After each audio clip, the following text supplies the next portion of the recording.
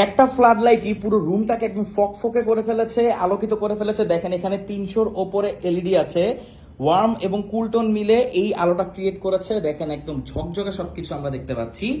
এটা কিন্তু খুবই অসাধারণ একটা ফ্লাড লাইট। চলেন এটার ব্যাপারে আপনাদেরকে বিস্তারিত জানাই।